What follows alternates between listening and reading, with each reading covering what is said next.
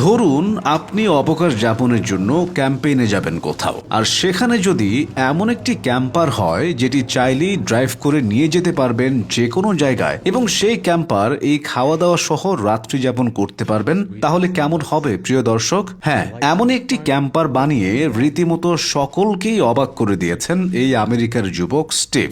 শুধু তাই নয়, সেখানে তার প্রাকৃতিক পরিবেশে খাবার দাবার সহ রাত্রি যাপন এবং সিকিউরিটি ক্যামেরায় যা যা ক্যাপচার হলো সকল বিষয় তুলে ধরবো এই ভিডিওতে। তাই আপনি যদি প্রকৃতি প্রেমী এবং ঘুরতে পছন্দ করেন, তাহলে আমি বলবো পুরো ভিডিওটি দেখুন। আপনি এক মুহূর্তের জন্য বিরক্ত অনুভব করবেন না। প্রথমেই স্টিভ কিছু বিভিন্ন সাইজ ও মাপের বিশেষ এক ধরনের কাঠ নিয়ে আসলেন। তারপর সেই কাঠগুলোকে মাটিতে রেখে গাড়ির প্রাথমিক ফ্রেমের আকার তৈরি করে ফ্রেমটির চার কর্নারে মেটাল ব্রেসেস বসিয়ে স্ক্রু লাগিয়ে ফ্রেমটির কর্নার তৈরি করে নিলেন। ফ্রেমটির কর্নার তৈরি করা হয়ে গেলে ফ্রেমটির মধ্যখানটার দুই পাশে ছোট্ট দুটি কাঠের টুকরা বসিয়ে দুইটি হুল করে সেখানে লম্বা দুটি বোল্ট ফিটিং করে নিলেন। তারপর ফ্রেমটির মাঝ বরাবর আরো একটি ভীম লাগিয়ে সেটিকেও সংযুক্ত করে দিল। প্রাথমিক ফ্রেমের আকার তৈরি হয়ে গেলে ফ্রেমটি উল্টে তার দুই প্রান্তে দুটি এবং মধ্যখানটায় কাঠের একটি পাঠাতন স্ক্রু মেরে নিলেন স্টিভ।